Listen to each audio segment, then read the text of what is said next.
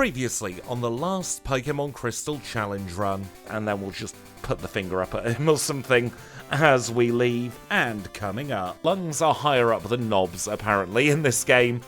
Today we're going to be running Vaporeon. This is a Pokemon that has a lot of potential, but a couple of drawbacks, which we'll get to throughout the course of this challenge. This is of course one of the 5 evolutions available here in Pokémon Crystal, and the plan is to run through all of them in 4 moves over the next few months. We're not going to bunch them all together, but we are going to be seeing all 5 of the evolutions available up until this point. And Vaporeon got the first lot drawn, so this is the first one we are running. Had a little think about the moves I want to give Vaporeon, and I think there's only really one learn set that will work for Vaporeon. I've gone for a female Vaporeon as well, because we're not really going to be using our physical attack at all in this challenge. So the first move we're going for is Attracts. That's mostly for Red Snorlax, although I'm sure we will find other uses for it as well. We'll plonk Ice Beam in our 4th slot. That's going to be a very useful move. In slot 1, of course, is going to be Surf. It's a brilliant move, base 95 power and stab on top of it. And then in slots number 2, to give us some flinching potential, we shall go for Bite. So these are the 4 moves we have chosen. Let's take another look at them. We are Surf, Bite, Attract and Ice Beam for our 4 moves. We've got 28 HP at level 5, holding a berry of course, with 11 in attack, 12 in defense, a whopping 17 in special attack, 16 in special defense and 13 in speed. So this is what we're running with. Let me know if you would have made any different choices to the learn set. And now there's only one thing left to do, and that is to get the challenge underway. So I'm not really sure how well or badly Vaporeon is going to do in this challenge. Snowy has been running it recently over on their channel, doing the regular challenge run, starting with a Vaporeon and learning moves, but this is a completely different beast. This 4 moves challenge really does make you think about the entire game as one big piece, as opposed to being able to break it down chunk by chunk like you do with a regular challenge run. Of course, the trade-off for that is that we get our 4 strong moves at the start of the challenge, but it's still never a guarantee. Now, those of you who've been around the channel for a very long time will remember that we did have a resetless Vaporeon challenge quite some time ago. I don't know if I'll be able to emulate that exactly in this one, but I'm going to give it my bloody best shot anyway. I do think Vaporeon has the potential to do very, very well. I don't think it's going to be a sub-hour candidate, just because of its lack of speed. By the time we get to Red, we're probably not going to outspeed Pikachu, where that won't matter so much because we do have 95 in special defense. However, it does mean we are going to be taking hits, and we could end up taking a reset or 2 at Pikachu because we could get paralyzed. We shall have to see what goes on there. We do have oodles of HP and a lot of special defense, and most of the physical trainers are here in Johto. And just by virtue of having Surf and Ice Beam, they're not really going to cause us too many issues. Chuck could be a problem though, because we don't have anything that his Poliwrath isn't going to resist. But if Chuck is the only bad gym leader, then we're in for a good time. Chuck isn't exactly known for being threatening most of the time. We can always hold a Bitter Berry or something to try and counter some of his shenanigans that he goes on with his Dynamic Punch. We shall have to see what we end up doing there. We've got a very long way to go until we even think about Chuck. In fact, I am very much considering taking on Jasmine 5th in this one, because Surf should more than comfortably demolish her entire team. But like with all of the challenges, I don't do pre-planning. I've never enjoyed pre-planning with anything that I do. So I do generally just tend to wing it and hope for the best. It's worked for me so far over the last 3.5 years, and hopefully it'll keep working for me over the next 3.5 years and beyond. Now, unfortunately, we did take some damage off of that Spearow. I think it was a range with Ice Beam, and we got the low roll, but it's still not too bad as we go into our first gym leader. This is Falconer. He's a flying type specialist, leads with Pidgey that's already frozen. And what about the Pidgeotto? We get the high roll this time, so we don't even consume the berry, and that is the Zephyr badge in 2 minutes and 46 seconds. Very good stuff there. We can leave and we can go straight into the Pokémon Center. In the Pokémon Center, we're just going to chat with Professor Elm's aide. We don't need to worry about a heal. We can swap Surf back to Tippy Top Spot. I'm going to grab a single Parascure Berry. I don't think we need the extra one in this challenge. And we are going to avoid as many trainers as possible, although we did end up with a rat thrust upon us because of the wild encounters. If we can avoid many more wild encounters, I will be fairly happy. We are getting to the point where we don't have too many more wild encounters that we can't just decline via repel. And in fact, we're going to stick our first repel on right here. I am going to take advantage of having a surfing move here. And we are going to knock out both the Onix and all three of the Geodude. You can see there, though, that the Onix even outsped us. Level, or should I say 65 base speed, is not the fastest in the world. It's generally about average for a Pokemon. There's our berry kicking in a very weird spot. I think that's the first time, actually, we've seen a split berry action where we drop our HP at one battle and then regain it in a second battle. Weird stuff from a Vaporeon. Hopefully that's the only weirdness that will happen throughout the course of this challenge. And now I mustn't forget to mention that we do now have some extra bonus videos for our HM friends. A couple of times a month, we're going to be running some bonus backports in the 4 Moves Challenge. So if you are a channel member, please do watch out for those. They're going to be coming out once or twice a month, maybe more often in some months, maybe less often in other months. But it's just my way of saying thank you to all of you for helping keep the lights on here at the channel and helping keep the videos coming. They are all going to be backports for the most part. There may be a couple of redos that I throw in there, here and there otherwise as well, but it's going to be a fun little side series to see just how much power creep we can get with some of the backported Pokemon. So if you are a fan of the backports, a couple of quid a month and you get to see some extra advert-free videos. All of the bonus stuff here on the channel is going to be advert-free if it doesn't end up going public, because I think it's a little bit mean if you paid money to watch something on a channel. I say this about YouTube in general. I think if you're a channel member, you shouldn't get served adverts for the content. You shouldn't have to pay for YouTube Premium. YouTube's probably going to punish me for that, but I don't really care. I think it's very, very harsh of them to make people have to double pay just to remove adverts. I kind of like how they do it on Twitch, where if you subscribe to a channel with your real cash money moolah, then you get advert-free viewing on that channel. That's how it should be over here. Or at least, if I was in charge, that's how it would be. But there's probably a reason why I am not in charge, because I'm not exactly a shrewd business person at the best of times. Kind of annoying that we didn't one-shot that B-drill there, but we can more than make up for it by one-shotting Josh's Paris. I've got a real vendetta against Paris, actually, in these challenges, which is a crying shame because it used to be such a good HM friend. But I think having tried a failed run with it, I'm kind of not in the best mood with Paris, because it's just not a great Pokemon, all things considered, at least in terms of attacking prowess. We've frozen the Scyther. Easy Bugsy there, growing up to level 17 in the process. Hive Badge acquired in 6 minutes and 32 seconds. 346 there for our Bugsy split. Let's get out of here and let's get to arrival number 2. This time he's going to lead with Ghastly. We'll use Surf Save on the super effective text. Bayleaf comes out. We use an Ice Beam. He uses Reflect. That's absolutely fine. And then we shall Surf the Zubat. We gain another level from that rival battle and we get through on our first try. First try rival 2 is always something we like to see, because that means we are through the worst rival battle for those Pokemon that are weak to one of the starter types. That does mean we can start making our way through the Ilex Forest. Now, there's not too much we need to do here in the forest. We've just got to reunite Farfetch'd with its human. We shall then get the Scythe, which we will use to chop down that pesky tree. And then from there, we'll stick on another repel as well. And the only thing we'll pick up are the 2 Ethers.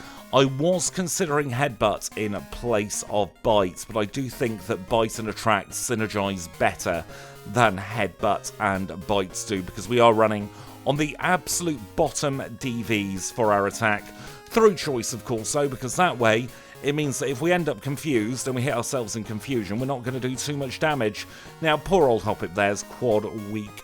to the Ice Beam, so it had to go down in one shot, and then Bulbasaur follows along with it. We're going to avoid Capitard. We don't really have anything great for his Golduck, or should I say his Psyduck at this point, and we will do a very quick heal as we make our way into the bike shop.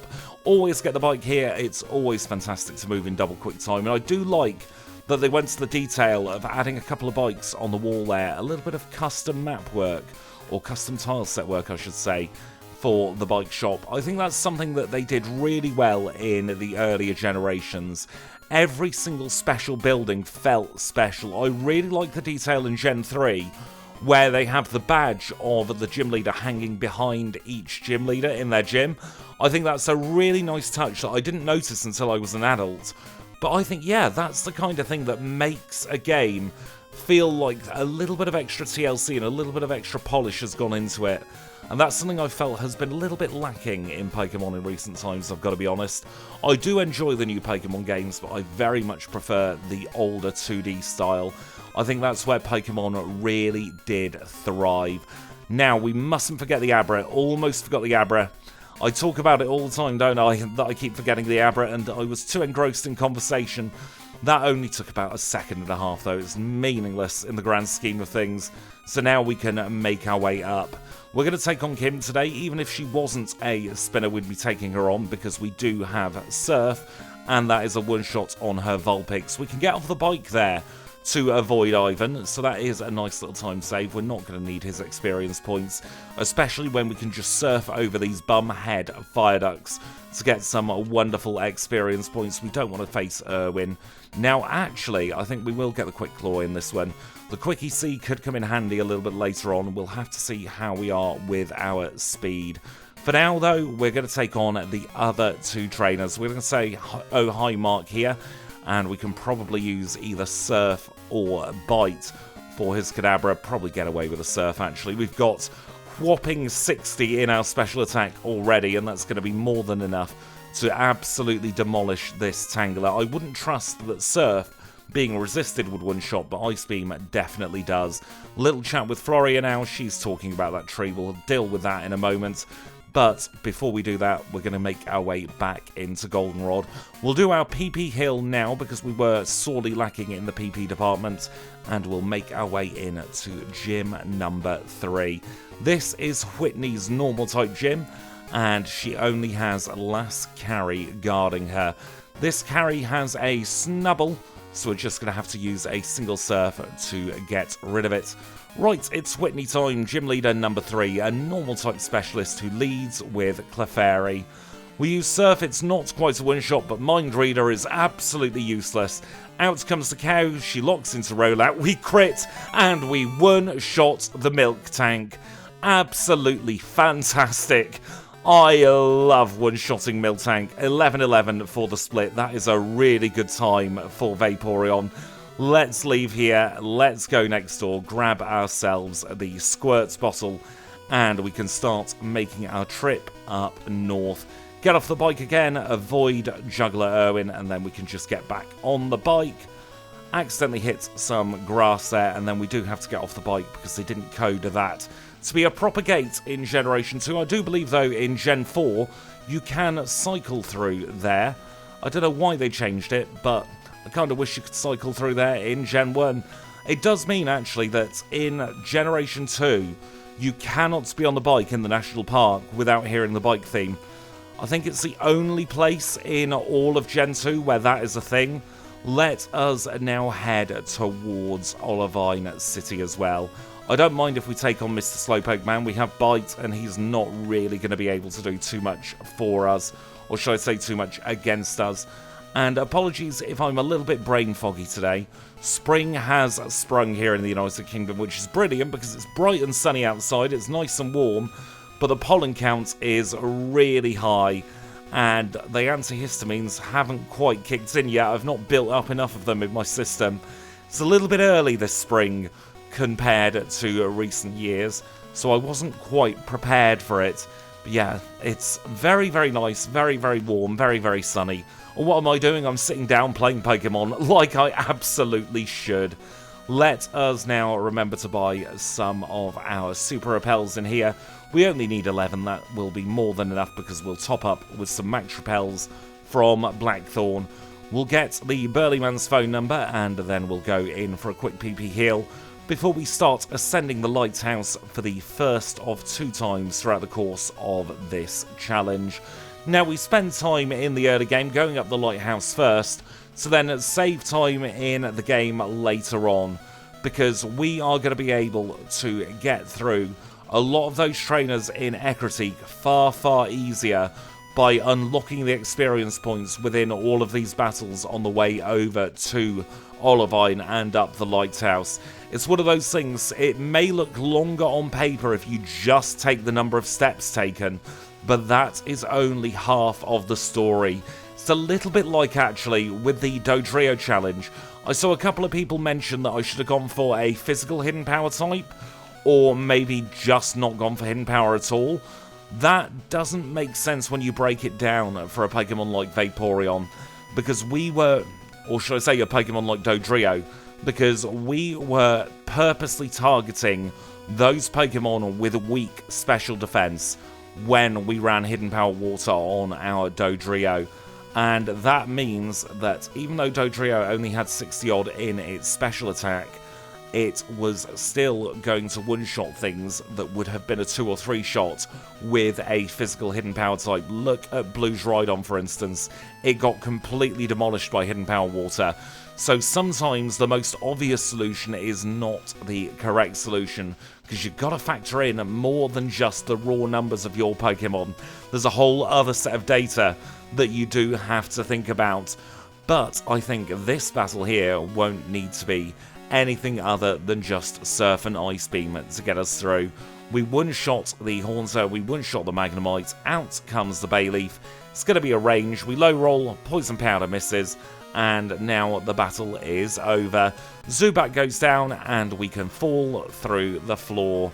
Let's release those beasts at the same time. We'll dig out, we'll then grab the HP up, which of course we're going to sell it for money. I don't know why I pretend that we might end up keeping it, because we never do. We're going to sell it for money so that we can pump our Vaporeon full of vitamins, and then we'll take on Morty next. And now with all of those gym trainers taken care of, we can take on Morty. He is our next gym leader. He is a dual ghost and poison type specialist, leads with Ghastly. We'll take a nibble on the Ghastly and it is a one-shot. It's going to be a one-shot on the Haunter as well. And we move on to the Gengar. We have been sent to sleep, which is kind of annoying, but it misses on turn number 2. And now that is a guaranteed win. First time in a while we've needed our Mince Berry at Morty, but that does mean we get through in 17 minutes and 1 second. Now, we haven't done the Kimono Girls yet. Technically, we could skip the Kimono Girls because we have Surf on the Learn set. However, that would be an unfair advantage to Vaporeon just by virtue of it knowing Surf. So we are still going to take them on as if we needed the Surf HM. That's one of the consistent rules since bringing in HM items. We still have to get the item in question. Now, that was not going to be a one-shot with Surf, so we did use a Bite because that had the most PP available to us. And how is Vaporeon against Vaporeon? She's got Sand Attack on her Vaporeon. That's very, very, very annoying. But we do get through eventually, and then we can just use another Surf against this Jolteon. We will outspeed at this point, and it will go down in 1.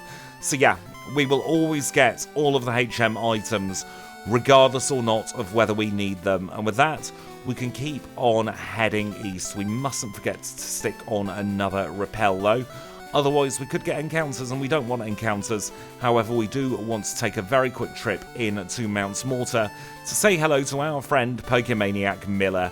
He's got a Nidoking and a Nidoqueen. They are fantastic experience points, fantastic stat experience, and so they will always get taken on if we need the extra points. There's the bike shop call. Are we going to get the Repel in a couple of steps as well? Yep, there we go. Still haven't synced them up, but it's absolutely fine. We'll use our last regular Repel, and we will bring the Super Repels up to the top spot as well. Now we're going to take advantage of another Lickitung there and knock it out in one. We will also do this trainer here with his Nidoking, another fantastic Pokemon to knock out. And you know what, I think today as well, we will take on this Pokemaniac Ben, with his Slowbro, because it should just be a single bite to take care of it. Let us now take on the Red Gyarados while we are here. Should be a nice and easy battle. 2 or 3 shots with an Ice Beam should be enough to knock it out. Maybe 4. Maybe we low roll on every blooming turn. Never mind. We'll have a little chat with Lance the Liar with the Flyers at the same time. And then we are probably going to heal up as well. Going to use a couple of our Ethers just to increase some of our moves PP again. And then we'll go up and get this rare candy. We do need to use a Super Repel at this point, which we've already put in a tippy top spot. Now, I do want to grab this full restore. I also want to grab the rare candy from here just in front of these trees. And then we're going to go and backtrack a little bit. Now, this is going to be a few seconds of movement, nothing too long in the grand scheme of things, because we can cut down here, and we do also want this extra bitter berry, because we're going to take on the mahogany section now. The reason for that is I want as many levels as possible to take on Chuck, plus we get a free heal here, so that means we don't have to worry about our PP. We've just got to get through the first few rockets. We've got a huge level advantage over them anyway, so this is not going to be any kind of time loss. And the time that we have invested, we will then probably save later by being a higher level for the Chuck battle, which is the one where all of the moves are resisted. There we go, that's the rocket section all cleared in Mahogany. For another challenge, we'll get Whirlpool and the Bath Plug from Lance. And now we shall make our way out of here, courtesy of the escape rope, and we'll get into our next gym together. We are going to take on Border Douglas. He is a very easy battle. It's going to be 3 one-shots with a Surf, considering he has absolutely no special defense whatsoever, and that is going to bolster our physical defense quite nicely. And with that, we'll make our way in front of Price.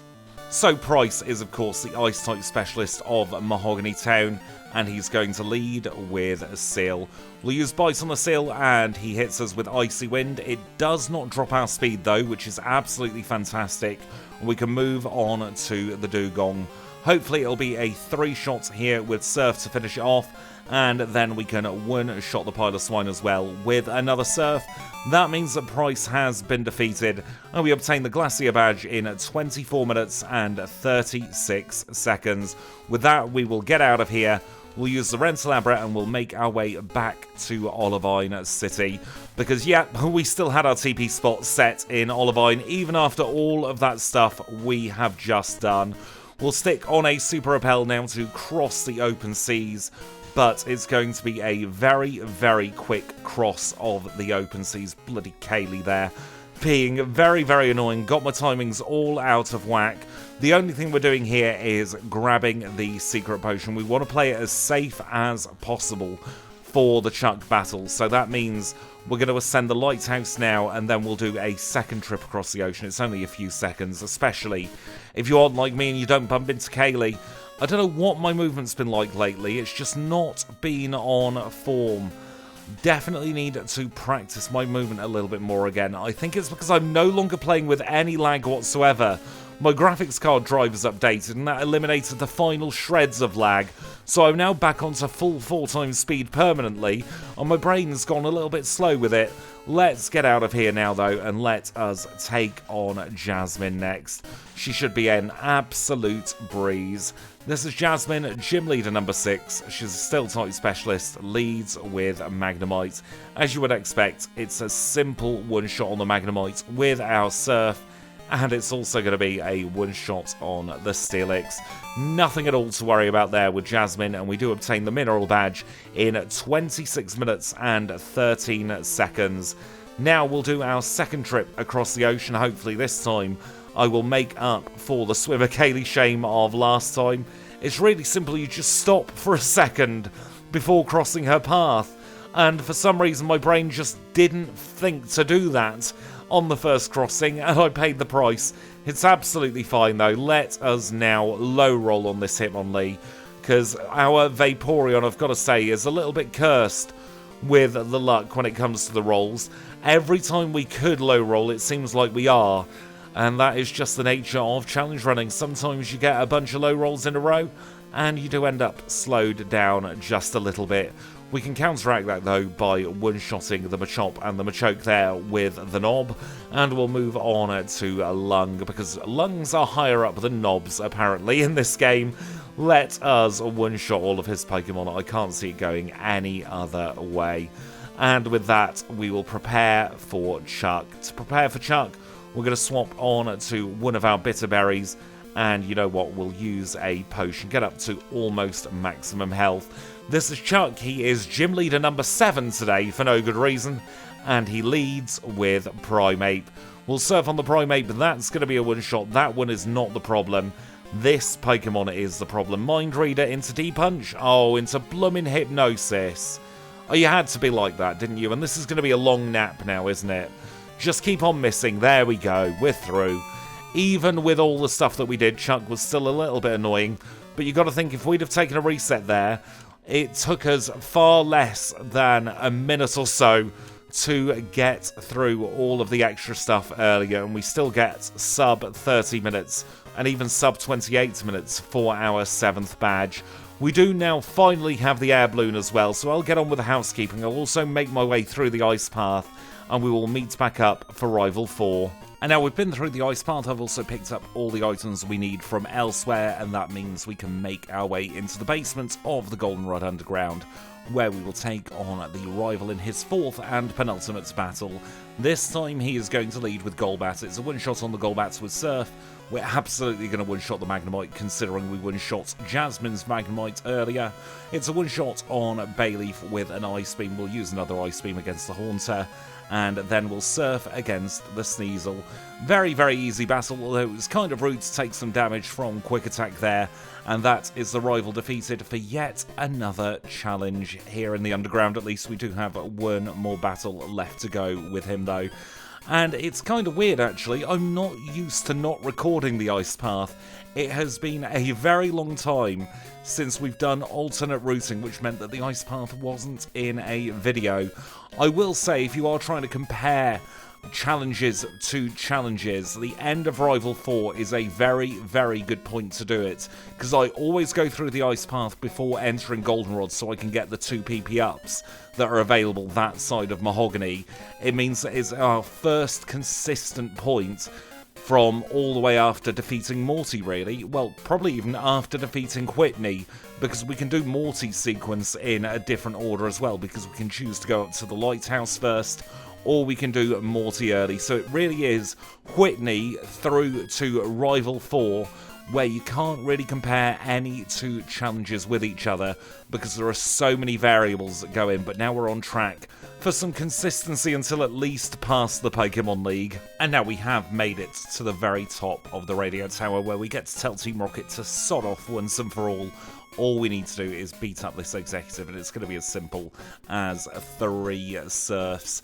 No issues at all there with the final executive, and that means that we don't have to worry about Team Rocket at all for the rest of this challenge now. And as soon as this director stops yakking, we can make our way out of here. No need for the pink bow today, because we are not running any normal type moves, and that means we'll go straight in for the radio card. Of course, the answer here is 112, 1 and 2.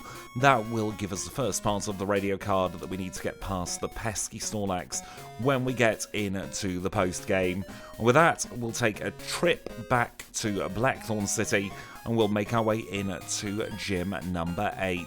This is, of course, the Dragon-type gym, and you can see just how good our special attack is already by virtue of us knocking out Stratini in 1 hit with Surf. We're going to use up some of our Surfs here, pretty much everything in here.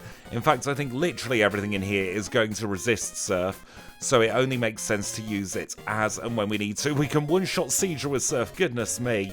That I was not expecting. I had a feeling that we'd be able to one-shot the Dratini with Surf, but I genuinely didn't think it was going to be a one-shot on Seadra. Makes our life easier in this gym, though. We could probably even get away with nibbling some of those Horsey, but Surf's in top spot, so that will be the move that we use. We are going to engage Cool Trainer Mike in battle as well, and at this point we'll swap Ice Beam to our top slot. Ice Beam is going to be very useful for a few trainers coming up, so we should keep that as our default. Lola's one of those trainers, actually, where Ice Beam is very, very useful. And just in case for this battle, not because of the Dragonair, but because of the Kingdra, we are going to equip a Peruscure Berry.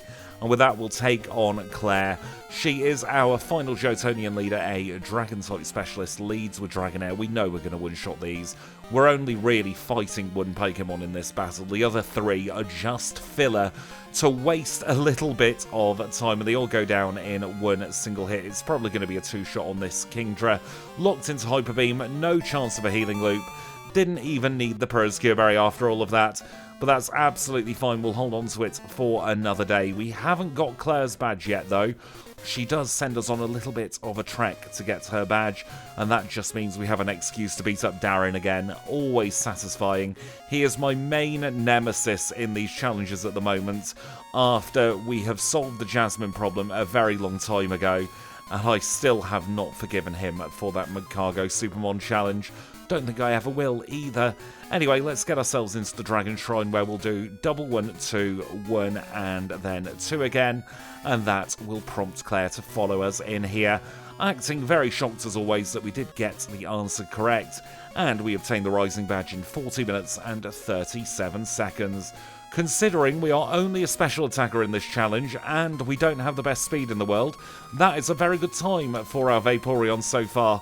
I am very happy with getting just over 40 minutes for Claire. Do you remember the days when I was happy with sub-hour Claire? Those are long since gone, aren't they? I'd be quite annoyed, actually, with most Pokemon if we got over an hour for the Claire split. Just shows how much work has gone into improving the routing over the course of the last few years. It used to be that an hour and a half was considered one of the fastest possible times in Pokémon Crystal, and now a lot of us are consistently getting sub-hour challenges. As I always say, though, don't try and compare two runners together. Everyone has their own way of playing. I, of course, do 4 moves as my main way of playing. That does give me an advantage in some ways. So don't go to anybody else's channel and say, well, Squidge, you got this time, why can't you? And likewise, don't say that to me, because it's like comparing apples and oranges. We do want to grab that Max Elixir there. That's pretty much the only battle we want to take on between now and Rival 5, and it stands to reason, of course, I sold the HP up before we got here, so that means we do have to pick up the extra HP up. But that's the only thing we need to pick up here in Victory Road. And now we'll engage the rival in one final battle. This time he is going to lead with his Sneasel, so we'll just surf it away and pretend it doesn't exist. Growing up to level 48 there as Magneton comes out to play. We're still able to one-shot the Magneton, holding on to the Peruscure Berry just in case for that Magneton. Didn't need it in the end though. We can one-shot both the Golbat and the Meganium with an Ice Beam. Out comes the Haunter Wheel, swap back to Surf. Try and balance our PP out a little bit, and then I think it would be a one-shot with anything on the Kadabra there. Damageless Rival 5, he goes out with a Whimper instead of a Bang, and we find ourselves in front of the Pokemon League.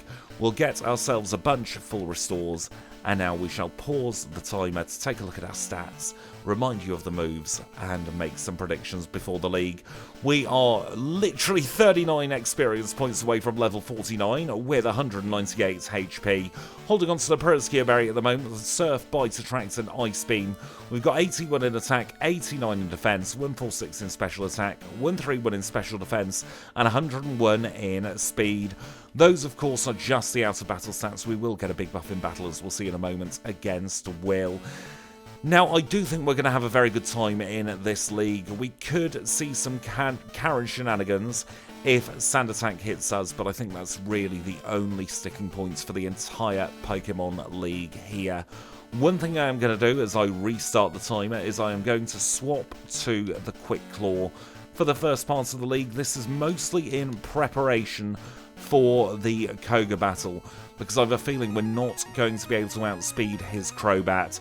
We're going to get through Will to get through Koga, though. He is our first League member, Psychic type specialist, led with Xatu, that's gone down.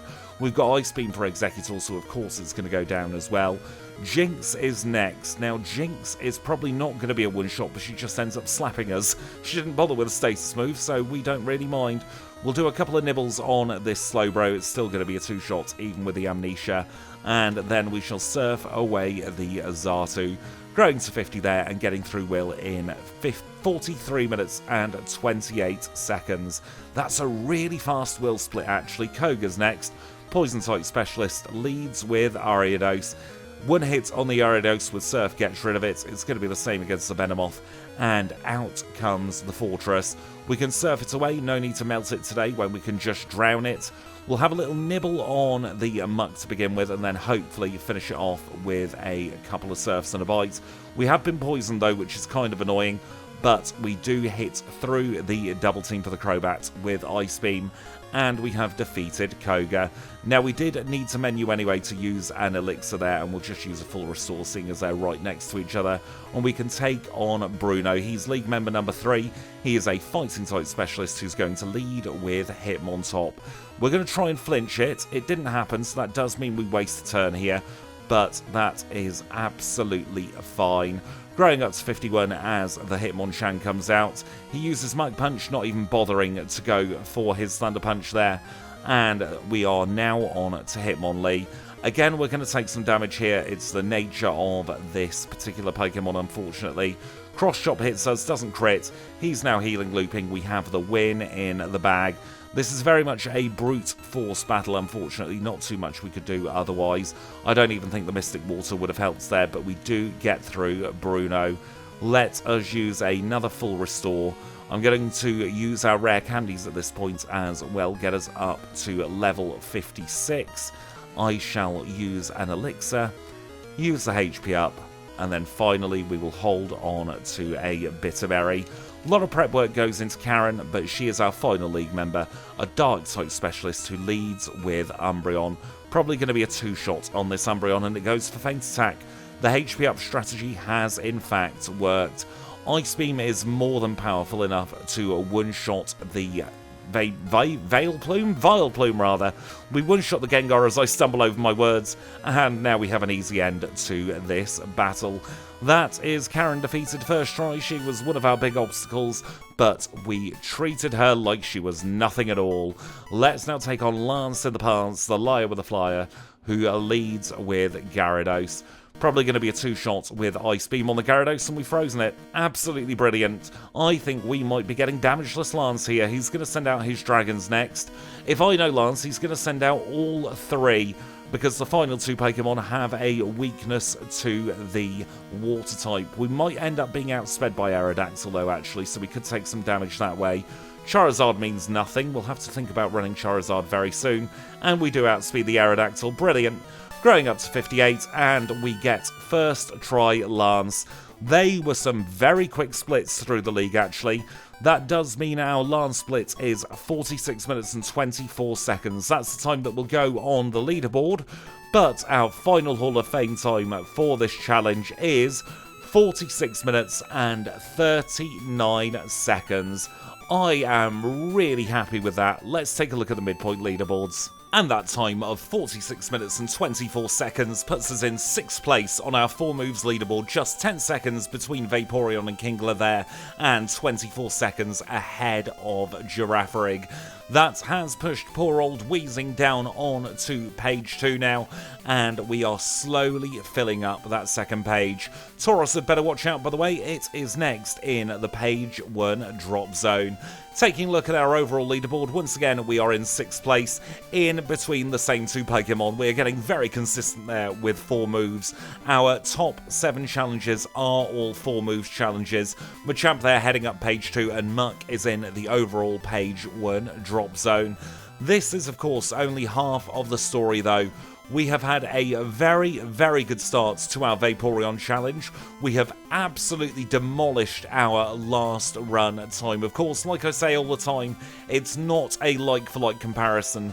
We were 107-14 with a Vaporeon where we evolved from an Eevee, and of course we learnt the moves as we went through the challenge, but still that is a huge time saving nonetheless, and I am very, very happy about it. This is only half of the story though. We do still have another 8 gym badges plus the red fight left to come, so really all is to play for. So I tell you what, don't you dare go anywhere, because Kanto is next. And now we are rejoining the action as we always do here in Vermilion City, where the first thing we'll do is grab a rare candy from the chairman of the Pokemon Fan Club.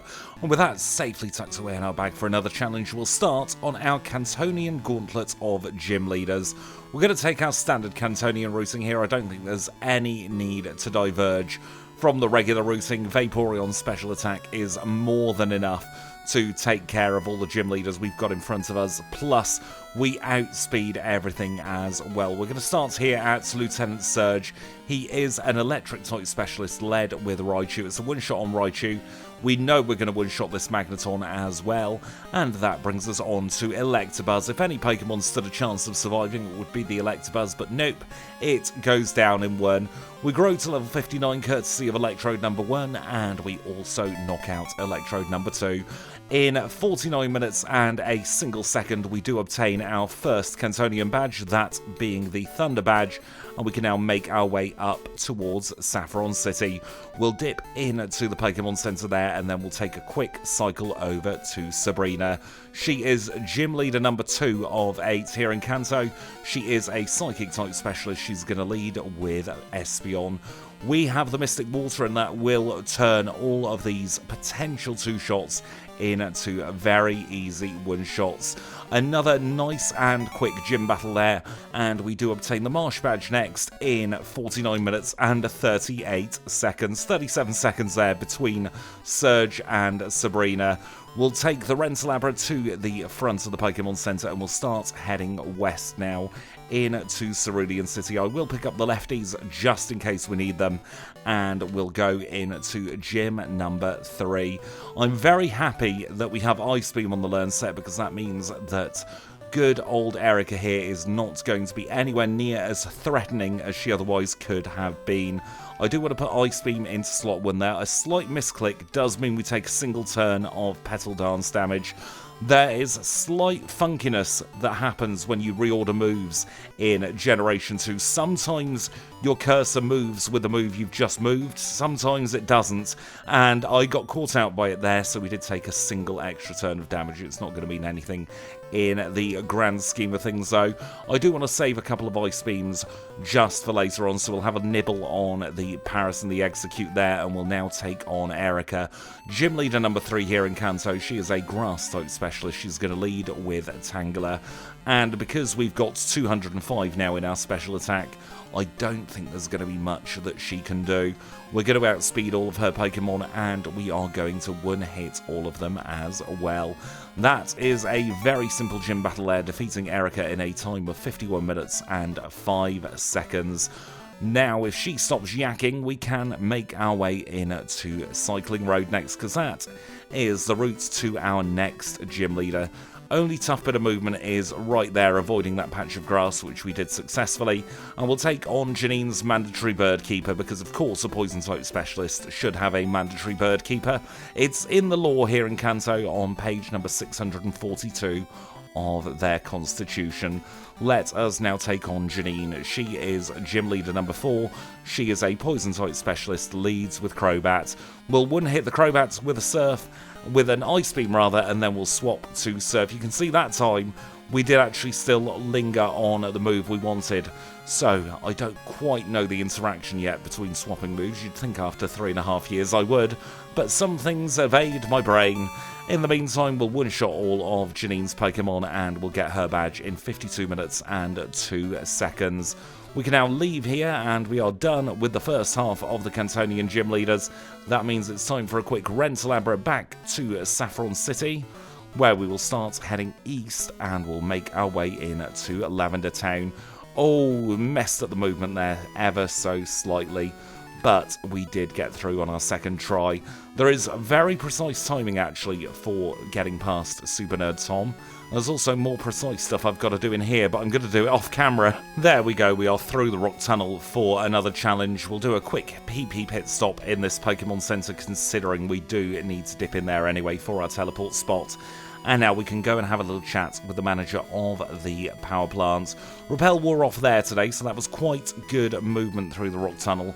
I am slowly getting the hang of it again. I don't know what happened. I lost all confidence with it, and my movement became absolutely shocking for a little while. But we are back on the up. Even though I can't get up into Cerulean, I am going to use the air balloon here to save a little bit of awkward movement. And we'll dip into the gym. We're not going to do anything else in the gym quite yet, though, because we have our favourite segment of the challenge. It's time for another Nugget Bridge. And in this one, I want to talk about something that one of the absolutely wonderful people commenting said. N64KFP, who's been binge-watching lately, not to call you out or anything, has mentioned something that I keep meaning to bring up. And that is the transition from the pre-recorded voiceovers, or should I say the voiceovers done in post after the fact, to these live voiceovers. And something that I really like about them that was brought up is the fact that now it feels more like a conversation as opposed to a commentary. Like I am talking through how the challenge is going as opposed to commentating as if it's a sports battle. And I find that really does gel with me a lot more. It's more of a stream of consciousness as opposed to any kind of coherent scripted narrative, because even though I never scripted a single voiceover, I did still have beats that I knew I wanted to hit. And also, I bloody love the reactions that happen when something either goes really well or incredibly badly that we just wouldn't get with the voiceover happening in post. But also, I love stream of consciousness content anyway.